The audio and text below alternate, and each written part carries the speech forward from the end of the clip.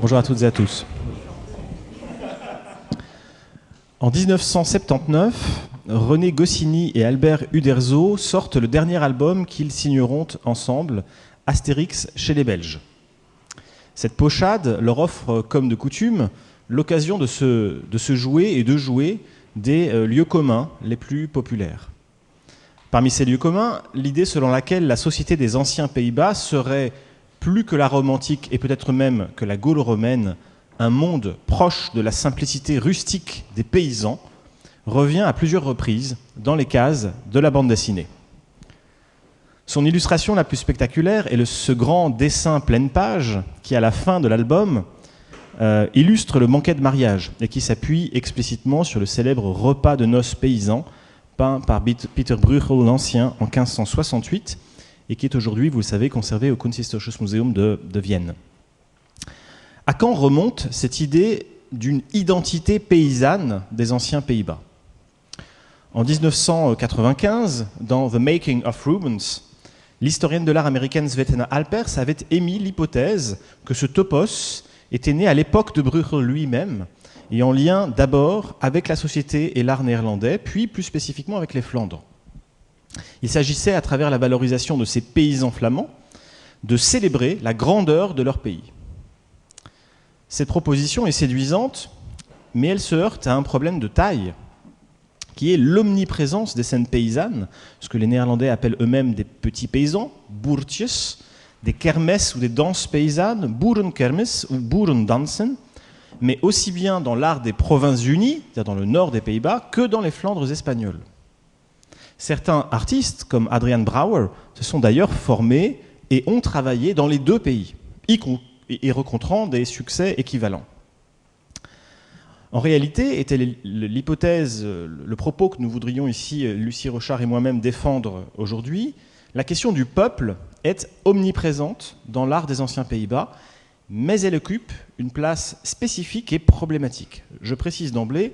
que nous utiliserons la notion de peuple au sens le plus courant que cette notion avait au XVIIe siècle, c'est-à-dire, et là nous nous référons au dictionnaire universel d'Antoine Furtière de 1690, non point seulement comme, je cite, non collectif ou assemblée de personnes qui habitent un pays, qui composent une nation, mais aussi et surtout comme ce qui, je cite, se dit encore plus particulièrement par opposition à ceux qui sont nobles, riches ou éclairés. Nobles, riches ou éclairés. Pourquoi parler ici d'une place à la fois spécifique et problématique du peuple dans l'art néerlandais du XVIIe siècle ? Eh bien d'abord, parce que le peuple, tel que nous l'entendons ici, ne permet pas de penser l'ensemble, évidemment, de la production artistique de ce territoire et de cette période,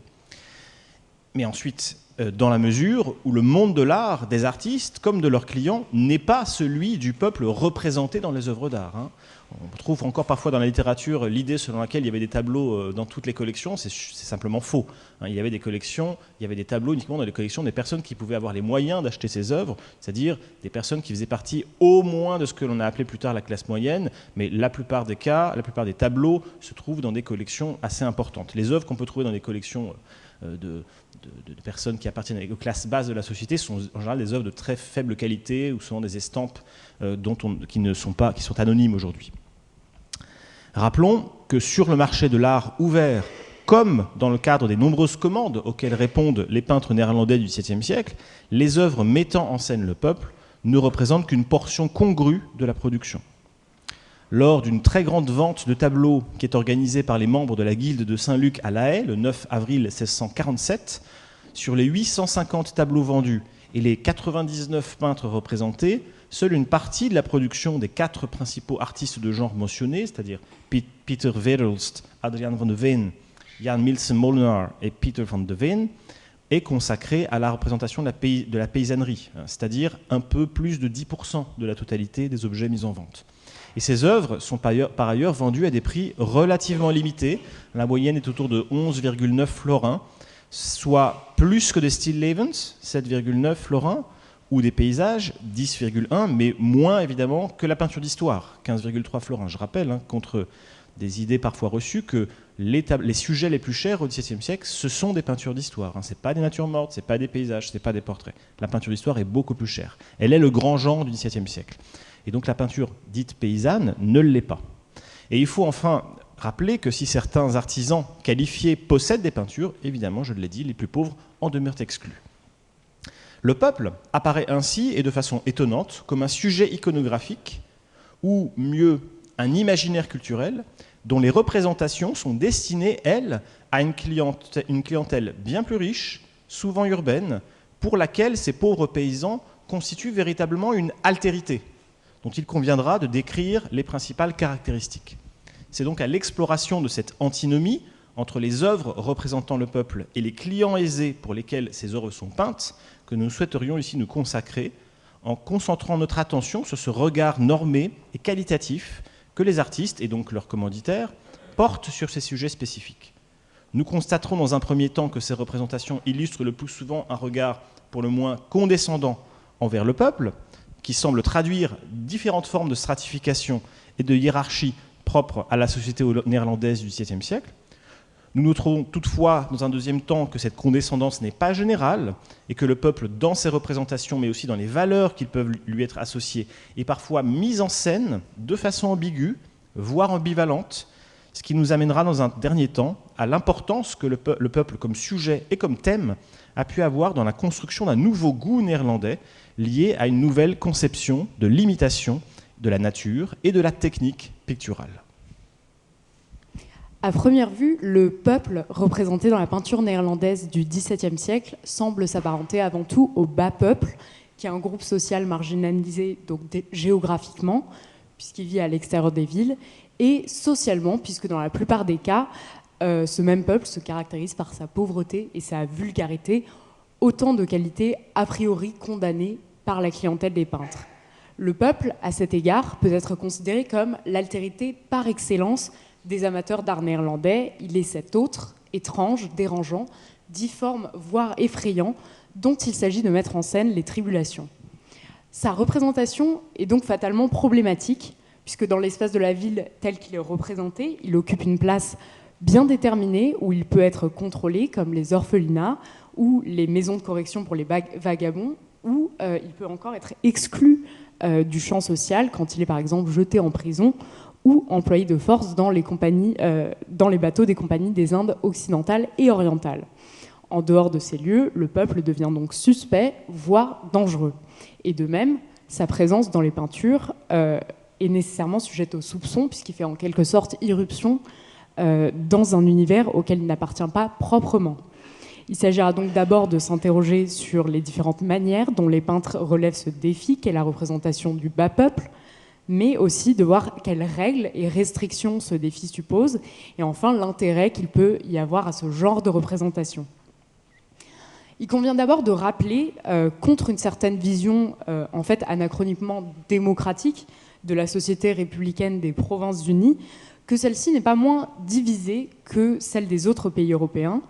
Par exemple, à l'issue de son voyage aux Pays-Bas en 1672, le diplomate anglais William Temple explique que l'on peut diviser le peuple néerlandais en plusieurs classes, donc les paysans, les matelots, les marchands, les rentiers, et enfin les gentilshommes ou les officiers. Et d'ailleurs, comme l'a montré l'exposition organisée par Ronnie Baer au Musée des Beaux-Arts de Boston entre 2015 et 2016, la peinture hollandaise du XVIIe siècle elle-même reflète aussi dans une certaine mesure ces différentes stratifications, et ce, sur 3 niveaux au moins. Un premier niveau serait celui du pouvoir exercé sur le peuple. En effet, soucieux de valoriser leur activité professionnelle, de nombreux peintres néerlandais du XVIIe siècle sont nombreux à revendiquer leur pratique comme une pratique noble et réservée à une élite. Par exemple, dans son livre des peintres en 1604, le peintre et théoricien haarlemois Karl von Mander en donne pour preuve la reconnaissance dont la peinture jouissait durant l'Antiquité. Il rappelle notamment qu'à l'époque de Pamphile d'Amphipolis, un édit public interdisait au bas peuple et aux esclaves de pratiquer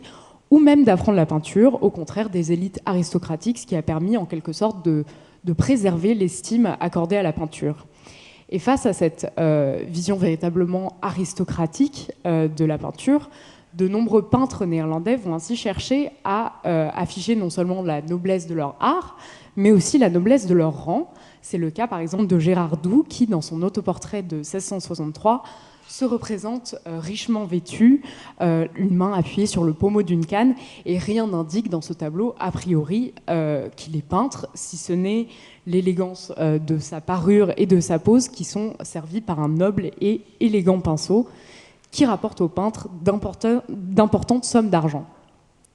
Un deuxième niveau de stratification dans la peinture néerlandaise serait celui de l'ignorance qui est associée au peuple.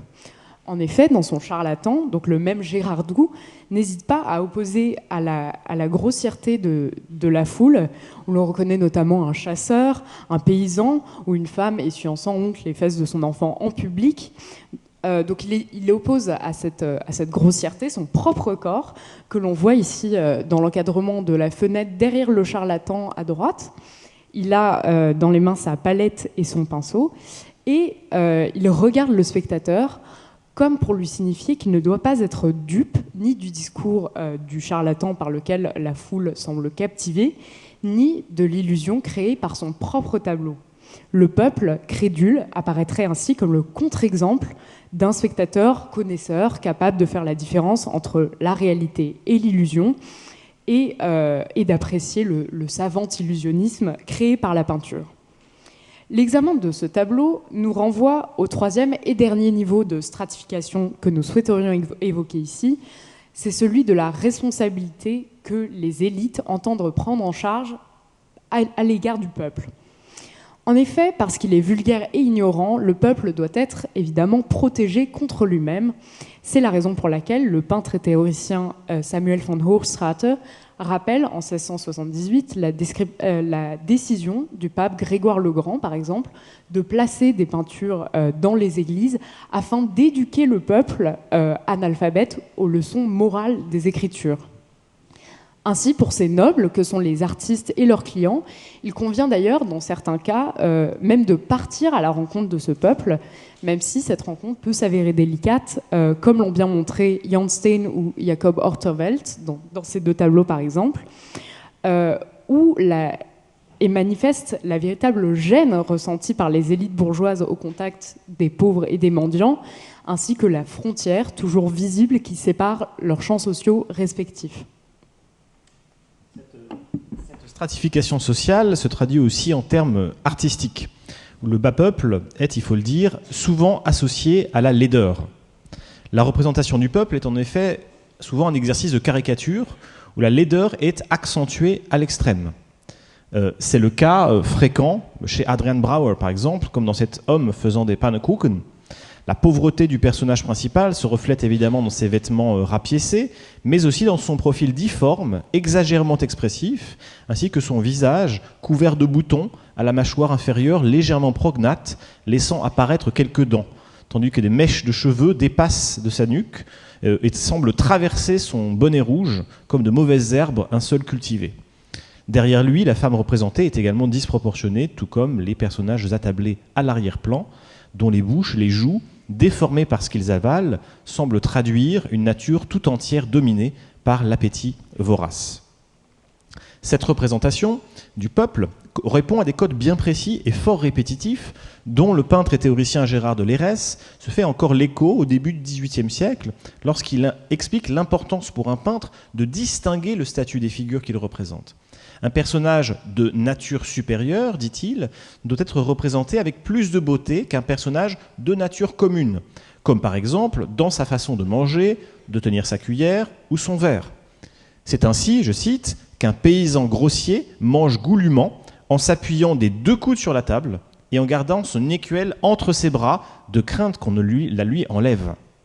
Il tient sa cuillère avec les 4 doigts et le pouce à la naissance du manche. Sa bouche est penchée par-dessus son écuelle et sa lèvre inférieure et son menton se jettent en avant pour aller trouver sa cuillère.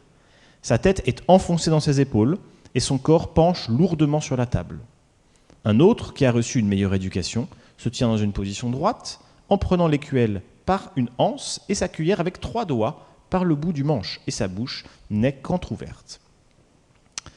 La représentation du peuple n'est donc pas interdite, à condition que sa condition soit clairement distinguée de celle des autres individus et des classes sociales. La jeune fille peinte dans le tableau de Jan Steen, par exemple, que vous voyez à gauche, s'oppose presque terme à terme avec les personnages représentés par Brouwer. Dans ces représentations caricaturales s'établit une polarité entre une beauté noble et tenue et une laideur populaire qui renvoie à un corps outrancièrement expressif et en partie incontrôlé. On pourrait même supposer que ce qui fait l'intérêt de ces représentations est précisément la distance qui est établie entre le monde, avec le monde du spectateur, qui éprouve un plaisir à contempler la laideur et les excès du peuple, on trouve ça également dans le théâtre néerlandais, lesquels sont toutefois confinés à l'espace du tableau. Mais ce que ces exemples montrent aussi, c'est que cette stratification sociale est marquée en termes esthétiques et en termes stylistiques. Dans le tableau de Jan Steen, par exemple, le modèle et sa fille font l'objet d'une représentation particulièrement minutieuse. La jeune fille est vêtue d'une robe très finement brodée, dont les reflets sont rendus de manière subtile. Sa beauté charmante, jusqu'à la fraîcheur de son âge et peut-être son parfum, sont comparés au bouquet de fleurs posé sur le rebord de la fenêtre. Au contraire, les vêtements des mendiants ainsi que leurs visages sont représentés de façon plus grossière. Et la proximité d'un canal derrière eux, où il était commun, je le rappelle, au XVIIe siècle, de jeter toutes les immondices possibles et imaginables, traduit l'odeur nauséabonde qui émane de leur corps laid et repoussant. La différence n'est donc pas simplement esthétique, mais aussi sensorielle et stylistique, permettant de souligner la grossièreté du personnage par la grossièreté apparente du style, comme c'était aussi le cas chez Brouwer. Au contraire, la manière lisse, la manière fine ou la manière propre, qui est aussi qualifiée de noble dans les textes du XVIIe siècle et qui se développe dans les Provinces-Unies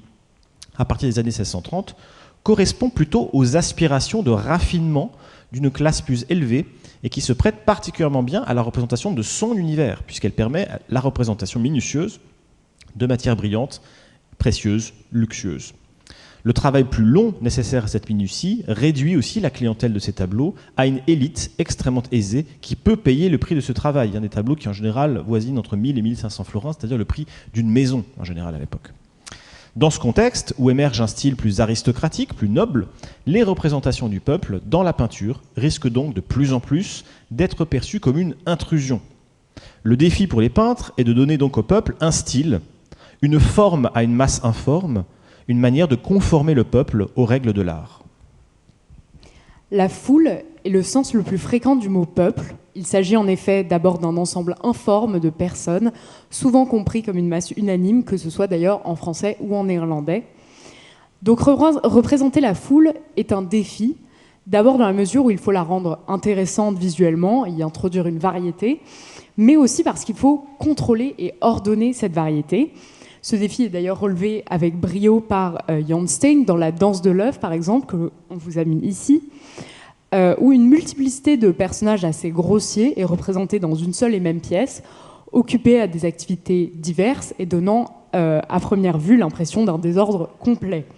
Pourtant, il y a bien un sens dans ce chaos. Le regard est en effet guidé depuis le musicien au premier plan à droite. Il se dirige ensuite à gauche, puis vers le groupe de danseurs un petit peu plus au centre, et enfin il monte le haut des escaliers jusqu'à la droite du tableau.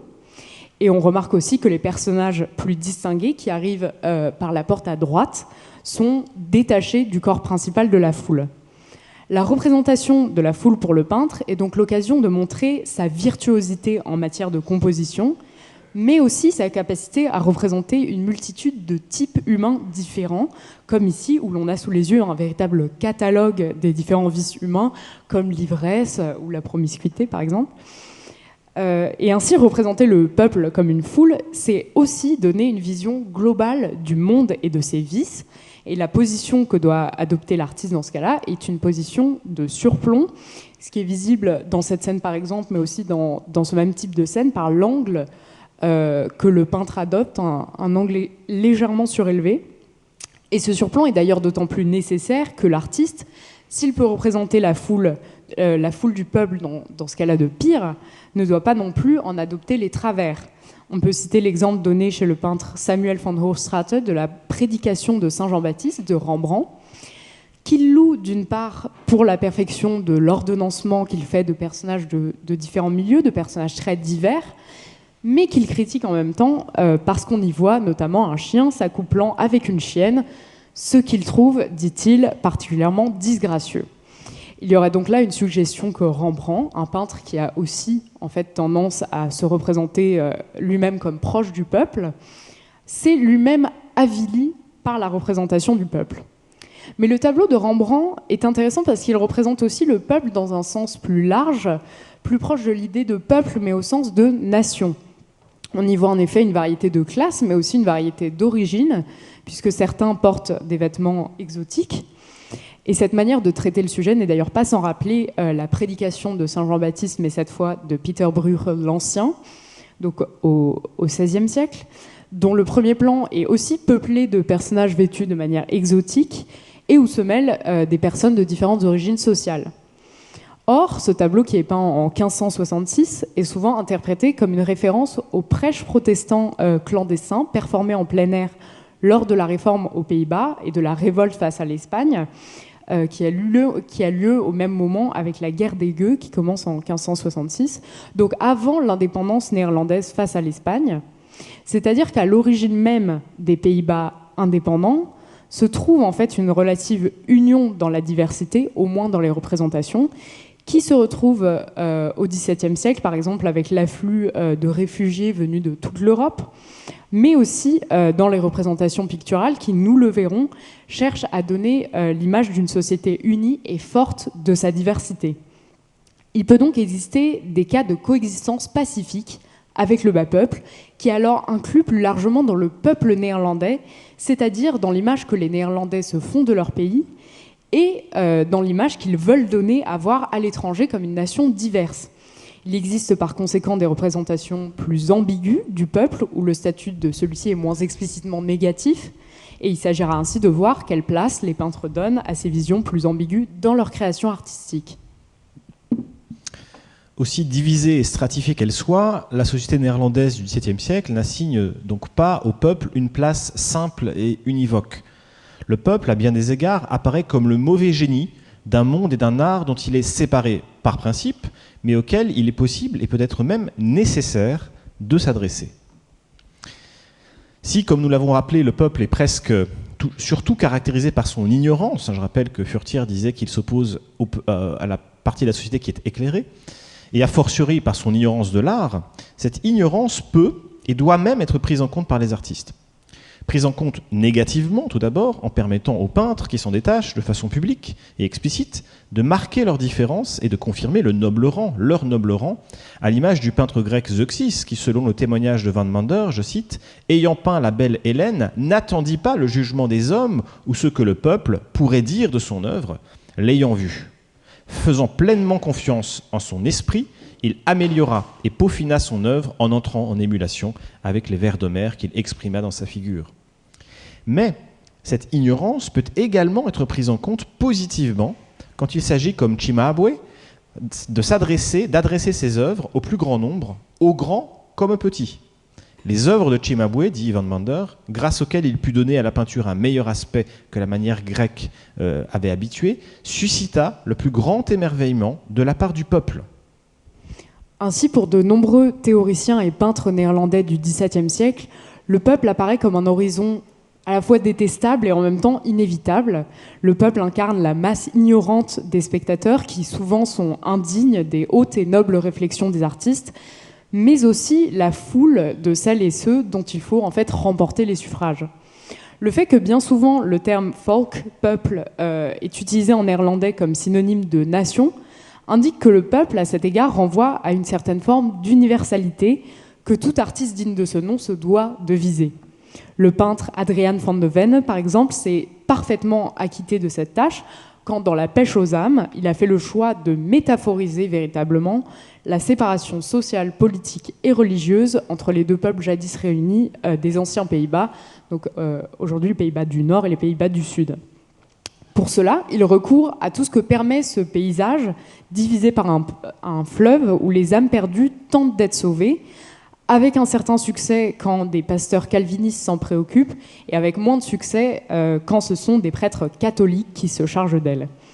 À droite, le peuple des Pays-Bas espagnols, où l'on reconnaît des nains tout droit sortis de la cour espagnole, des enfants issus de la bonne société ou des campagnes flamandes, des notables, des savants, des membres du clergé, des nobles, des cardinaux. Ce peuple semble déjà se résigner à son sort sous le regard triste de l'archiduc Albert, accompagné de son épouse Isabelle, et sous les branches squelettiques d'arbres aux feuilles desséchées. À gauche, en revanche, ce sont des arbres au feuillage vert et épais qui protègent sous leur ombrage le peuple des Provinces-Unies, dont les solidarités sociales sont exprimées à travers notamment la plus grande unité chromatique de leurs vêtements noirs et de leurs collerettes blanches, mais aussi à travers l'organisation plus rigoureuse de la foule des savants, des notables et des membres de la cour des Orange-Nassau, réunis autour de la famille du Stadtholder Maurice de Nassau. Véritable emblème de ce séparatisme national et symbolique, qui recouvre aussi une hiérarchie de goût et de valeurs, les deux petits-enfants qui, de part et d'autre du fleuve, toisent le spectateur du regard, deux trois quarts, les mains dans les poches. À gauche, le petit garçon hollandais, de belle extraction, élégamment vêtu, semble détourner légèrement le regard, comme s'il était gêné de notre présence. À droite, en revanche, le garçon flamand, visiblement un petit paysan, n'a pas la même grâce. Ses vêtements sont simples, son attitude voûtée est moins charmante, tandis que ses yeux qui louchent lui confèrent un caractère ridicule à l'image de l'ensemble du tableau, évidemment pro-hollandais et anti-espagnol, mais qui permet aussi à Van de Velde en même temps de montrer qu'il est capable, grâce à la richesse et à la variété de son invention, de représenter l'ensemble des deux peuples dans la diversité de leurs corps, de leurs costumes et de leurs statuts sociaux.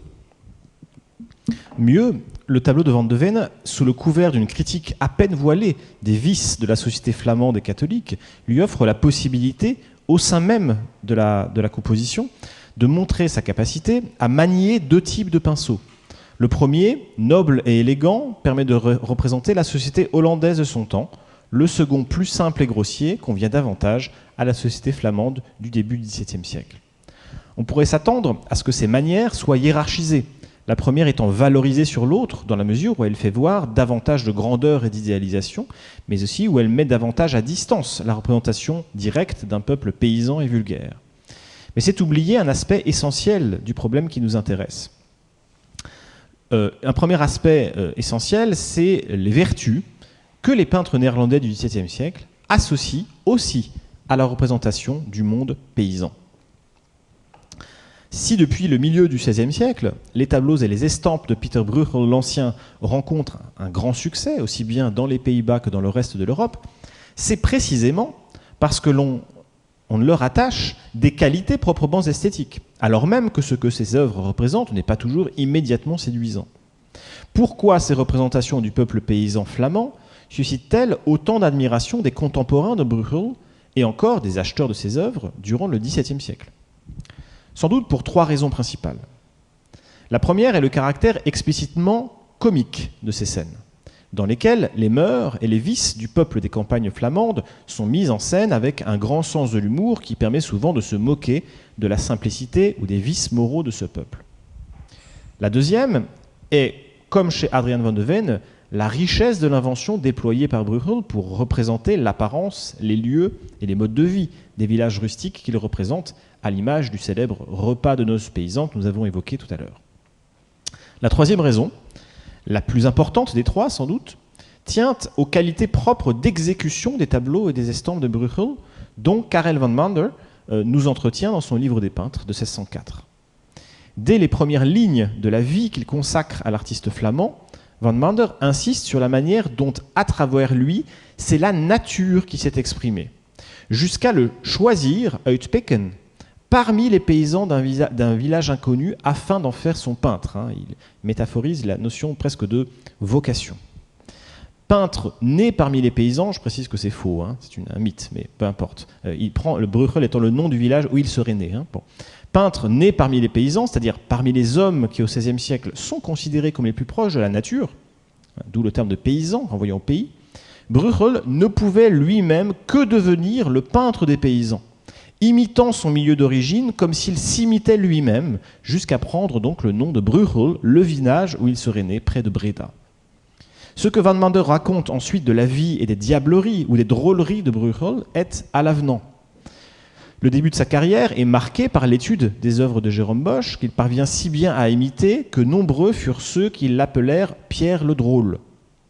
Par la suite, le peintre fait littéralement corps avec ses sujets, notamment lorsqu'il le ramène à ses origines. Je cite,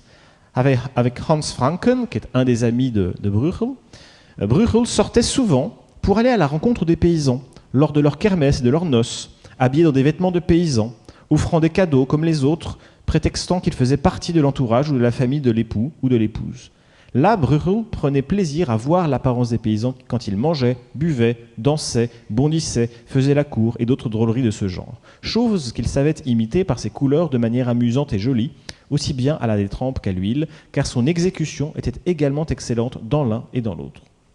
Il savait aussi vêtir de manière très convenable ces paysans et ces paysannes à la mode de Kampen ou d'autres manières, à indiquer leur apparence typiquement paysanne dans leur façon de danser, de marcher, de se tenir ou dans d'autres actions. Et pour peindre correctement les paysans, Bruegel ne se contente pas donc de les étudier, ni même de les fréquenter, il s'identifie à eux, il se costume, il s'habille comme eux, il mange comme eux, il mange avec eux, il boit avec eux. Il en est de même d'ailleurs lorsqu'il traverse les Alpes pour aller en Italie, ou en revenir, on ne sait pas tout à fait, et d'ailleurs on n'est pas tellement certain qu'il soit passé par les Alpes, peu importe. Au cours des voyages, Bruegel a fait le portrait des nombreuses vues sur le vif, au point que dans les Alpes, il en avait avalé les montagnes et les rochers, et que revenu chez lui, il les a vomis sur des toiles et des panneaux, tant il était parvenu à les imiter fidèlement, ainsi que d'autres éléments de la nature. Cette métaphorisation du Bruegel qui fait corps avec la nature jusqu'à l'ingérer, la digérer et la recracher, ce qu'on appelle dans les théories poétiques l'innutrition, c'est quelque chose de très très central. Donc il fait corps avec la nature. Ce modèle du peintre paysan, qui pour représenter une partie de la société de son temps, part à sa rencontre et entre comme en symbiose avec elle, continue de perdurer au XVIIe siècle, notamment à travers la figure du peintre Adrian Brouwer, qui lui aussi prend le parti inverse de celui de Rubens ou de Rembrandt, par exemple, qui font le choix de se faire valoir dans leurs œuvres comme dans les autoportraits comme des peintres courtisans.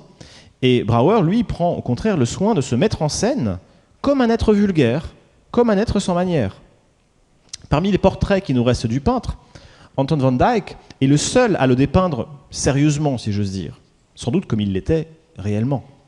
Dans ses propres autoportraits, Brouwer n'a pas peur de s'auto-dénigrer. Dans celui conservé au Mauritshuis, il se montre bedonnant, mal rasé, les cheveux en bataille, et le tout touché à la façon d'une ébauche ou d'un modèle. Et dans Les Fumeurs, où il se représente en compagnie de quelques amis peintres, dans le personnage regardant le spectateur, le peintre n'est guère plus à son avantage. On pourrait réduire ces mises en scène, comme certains biographes de Brouwer, à des traductions d'un caractère ou d'un tempérament foncièrement vulgaire. Mais elles semblent plutôt s'inscrire dans une stratégie de construction iconique où le peintre prend physiquement en charge la force comique et basse de ses peintures en prenant la forme de ce qu'il représente. Cette image sert ainsi son art. Elle fait partie de ce pacte parodique qui consiste pour Brouwer à se présenter comme un bouffon, comme un homme du peuple, représentant le peuple dans les deux sens du terme. Il s'agit non seulement de figurer les corps et les manières du peuple dans la bassesse et la simplicité, mais aussi de défendre ce que ces corps et ces manières peuvent avoir d'amusant, de plaisant et éventuellement de charmant ou de pittoresque. Quand les théoriciens de l'art néerlandais évoquent ainsi les compositions de Brouwer, ce sont ainsi souvent ces termes qui sont utilisés. En 1661, Cornelis de Bie parle de ces étranges farces, et en 1675, Joachim von Sandrart évoque ces conversations comiques. Bourtige Conversatien. Bourtig, ça veut dire à la fois comique burlesque, mais c'est un terme qui est dérivé de boer, qui veut dire paysan.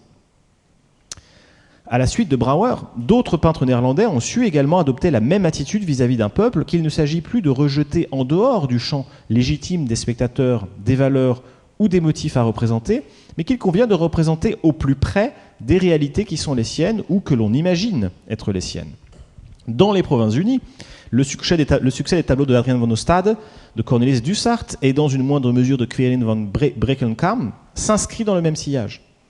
En dehors des Pays-Bas, la réussite romaine des petites compositions de Peter van Laar, dit le Bamboche, qui mettent en scène les faubourgs romains et sa faune interlope de voyageurs, de mendiants, de bohémiens, de flagellants, constitue une reformulation particulièrement originale de la même esthétique populaire, lointainement issue des modèles de Pieter Bruegel l'Ancien, mais à laquelle le peintre néerlandais ajoute une dimension truculente, pittoresque et parfois ouvertement vulgaire, dont le succès se liera non seulement dans la fabrication de la notion de bambochade, pour désigner les compositions inspirées des tableaux du Bamboche et de ses imitateurs, mais aussi dans l'exportation de ces modèles dans la plupart des pays européens, et en France en particulier. On peut penser à Sébastien Bourdon, aux frères Lenain. Pour expliquer le succès paradoxal finalement de ces œuvres, destinant à une clientèle aisée et souvent cultivée des scènes qui sont basses, parfois vulgaires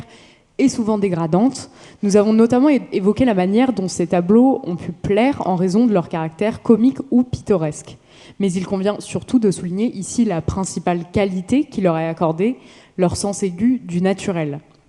Si nous avons insisté dans la première partie de cette conférence sur les vices et les défauts qui sont régulièrement associés au peuple dans la culture néerlandaise du XVIIe siècle, il convient également de souligner ici les qualités et les vertus qui lui sont également attachées, à commencer par un lien direct et presque spontané avec la nature que les habitants des villes ont oublié ou refoulé en vivant trop longtemps et souvent trop loin de la noble simplicité et de la grandeur sereine des campagnes. En néerlandais, le mot folk, peuple, est souvent associé à l'adjectif gemeen, ordinaire, ou au préfixe land, c'est-à-dire campagne, comme si la notion même de peuple ne pouvait faire l'économie d'un rapport direct aux réalités les plus concrètes et à la nature dans sa dimension la plus authentique. Ainsi, si depuis Pieter Bruegel l'Ancien, les peintres néerlandais aiment à représenter le peuple des campagnes dans les actions les plus directement associées au corps, comme l'alimentation, la boisson, la danse, les jeux ou encore le tabac, c'est sans doute parce que ce peuple est l'incarnation même d'un rapport direct au corps primaire et naturel que l'éducation n'aurait pas ou ne pourra pas affecter en le polissant mais aussi en altérant son authenticité. Il serait d'ailleurs erroné finalement de considérer que toutes ces représentations sont nécessairement comiques, parodiques ou satiriques. Quand Cornelis Becher, un spécialiste du genre, représente un bénédicité dans une famille paysanne, ou quand Gerhard Borch, qui est plus accoutumé à représenter les élites urbaines, mais qui, ici par exemple, met en scène le dénuement, mais distingué de la famille d'un affûteur, il ne s'agit sans doute pas de faire rire de ces personnages, mais véritablement de susciter l'admiration des spectateurs et presque les rassurer par la représentation de ces pauvres, non pas dangereux, mais vertueux. Pour peindre le peuple, un peintre doit donc se rapprocher de la nature, tant sur le plan des motifs qu'il représente que du point de vue de la manière qu'il adopte. L'idée est ancienne et a souvent été défendue par les théoriciens de l'art. Reprenant une anecdote à Pline l'Ancien, Karel van Mander explique ainsi que le peintre grec Eupompe, à qui un certain Duris avait demandé d'après quel modèle des peintres anciens il peignait, avait mené celui-ci au marché où se trouvait une foule variée et lui avait déclaré « Voici le modèle, l'exemple que je suis le plus possible dans tous mes tableaux ». Quand il s'agit ici de représenter le peuple, figure par excellence de la nature, il convient de se conformer, ou plutôt de conformer sa manière à la matière choisie. Le peintre et théoricien Gérard de Lérès doit bien admettre que de tels tableaux exigent un pinceau capable de demeurer au plus près d'une observation directe et sans concession de la nature. Je cite, « Je ne crois pas que mes sentiments soient infondés quand, en particulier dans les fêtes publiques, comme les cérémonies religieuses ou les serments juridiques, où il y a un concours de personnages de tout état, il faut qu'il y ait toutes les sortes de corps, des courbes, des petits, des longs, des penchés, des gras, des maigres, mais aussi des infirmes et des boiteux, selon ce que demandent les circonstances, en les plaçant et en les arrangeant néanmoins de manière qu'ils ne choquent point la vue et ne nuisent point aux figures principales, mais les fassent au contraire remarquer davantage, parce que cela contribue à rendre une histoire plus significative et plus vraisemblable. Je précise que Gérard de Lérès est un défenseur de la peinture d'histoire et de l'idéalisation, mais lorsqu'il évoque ce type de sujet, il doit bien admettre qu'il faut, pour correctement les traiter, représenter la laideur, la difformité. Lérès n'est pas ce défenseur acharné des scènes paysannes, il affirme tout au long de son grand livre des peintres la primauté de la peinture d'histoire sur tous les genres artistiques et il condamne les représentations excessivement naturalistes de peintres comme Rembrandt ou Adrian Brouwer. Il explique que l'art de peinture est une imitation de la vie qui peut séduire ou dégoûter un être humain, si bien que si l'on veut bien représenter la vie de façon ressemblante, des tableaux comme ceux de Brouwer seront nécessairement contemplés avec du dégoût. Mais l'ERES est bien obligé d'admettre que lorsqu'ils doivent représenter le peuple, les artistes ne peuvent faire l'économie d'un recours extensif et complet aux formes de la nature. Mieux, c'est dans la mesure même où ces scènes apparaissent naturelles et donc d'une certaine façon dégoûtantes, du point de vue de l'invention comme de l'exécution, qu'elles peuvent avoir une véritable valeur artistique.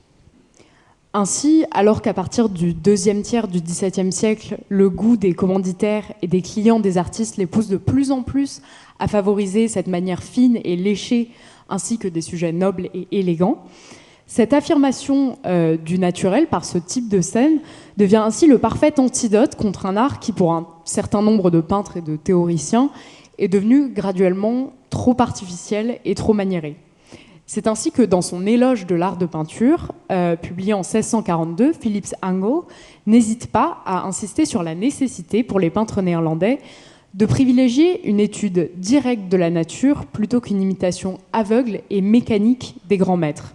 Je cite, « Il est bien plus louable de suivre la nature que de suivre le tour de main d'autres maîtres, car imiter la manière d'autres maîtres est haïssable, et suivre la nature est méritant. Mais comment la suivrons-nous ? Ferons-nous en sorte que chacun puisse voir que c'est de telle ou telle manière que l'œuvre a été faite, par tel ou tel maître ? Absolument pas. Car si la manière peut ainsi être remarquée et reconnue, cela signifie que le maître aura mis trop de lui-même. Mais s'il sait suivre la vie de telle façon que l'on juge que l'œuvre se rapproche proprement de la vie, sans pouvoir y trouver les manières du maître qui l'a fait, un tel esprit méritera louange et honneur et sera considéré comme supérieur aux autres. Aussi faut-il cesser de suivre le tour de main des autres maîtres. Pour cela, il convient d'abord de choisir des sujets permettant aux peintres de montrer leur connaissance de ce que Angot appelle les propriétés des choses naturelles, comme par exemple, je cite, les peintres qui se consacrent aux corps de garde, lesquels incluent dans leur composition ici un personnage fumant du tabac, là un autre mettant son équipement, et ailleurs des personnes assises jouant aux dés et aux cartes. Angel ajoute par ailleurs que pour représenter de façon naturelle de telles scènes, le pinceau des peintres lui-même doit être aussi naturel que les sujets auxquels il se consacre. À cette fin, il est indispensable que la manière d'un artiste conserve une certaine forme de spontanéité, loin d'un fini qui serait excessif et artificiel. Je cite encore Angel, « À quoi ressemblerait en effet une peinture sur laquelle on travaillerait pendant des mois et où l'on chercherait à parfaire les choses le plus précisément possible sans qu'on y décèle ne serait-ce qu'un peu une douce harmonie chromatique. En vérité, à rien. La propreté sans le relâchement n'est pas grand-chose, car l'on tombe alors dans la sécheresse qui finit par étouffer cette vertu, si on peut l'appeler ainsi, qu'est la propreté. » Même s'il ne cite aucun peintre à l'appui de sa démonstration, on peut supposer que Philips Angel, dont le discours est tenu devant les membres de la guilde de Saint-Luc de Leyde, la guilde des peintres, en 1641, pense notamment à l'un des artistes les plus importants qui a été actif dans cette ville, qui est Rembrandt. Et ses œuvres, en particulier, ses estampes, mettent souvent en scène, sur le modèle de Jacques Callot, des mendiants et des paysans représentés à l'aide d'une manière abrupte et allusive, qui donne parfois le sentiment de l'inachèvement, voire de l'esquisse. Concluons en commençant par répondre à la question posée au début de cette conférence. Non. Dans la société, comme dans la peinture néerlandaise du XVIIe siècle, le peuple, a priori, n'a pas de style. Au sens où avoir du style reviendrait à avoir de bonnes manières, au sens social du terme, ou une bonne manière, au sens artistique du mot. Dans les provinces unies du XVIIe siècle, le peuple est toujours perçu comme problématique ou comme faisant intrusion dans un domaine qui n'est pas le sien. Pourtant, c'est précisément cette difficulté et cette étrangeté par rapport à la plupart des clients de la peinture qui en fait un défi intéressant pour les artistes. Sans ces excès,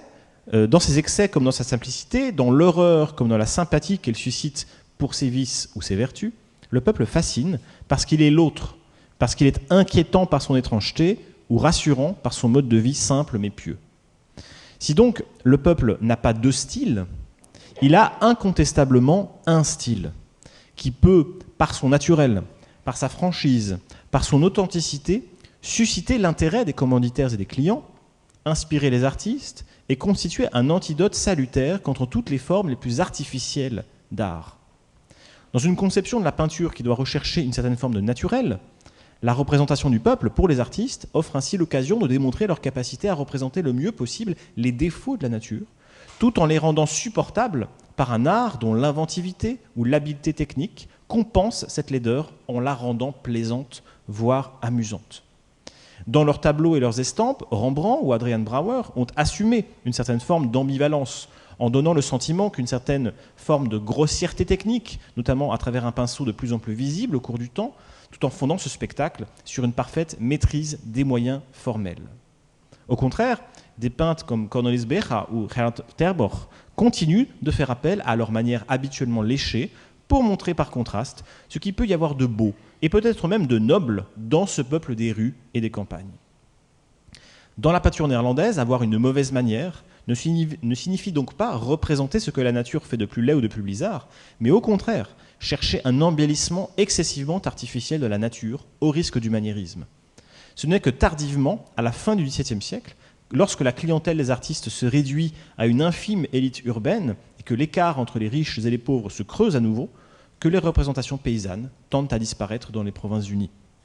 Ainsi, on peut faire l'hypothèse que si les artistes néerlandais du XVIIe siècle attachent autant d'importance à la représentation du peuple, c'est peut-être parce qu'il s'agit précisément, par l'image, de faire peuple, de faire nation, en incluant l'ensemble des classes sociales de ce jeune pays que sont les Provinces-Unies, mais aussi l'ensemble des sujets et des différentes manières qui composent le siècle d'or hollandais. Nous vous remercions de votre attention.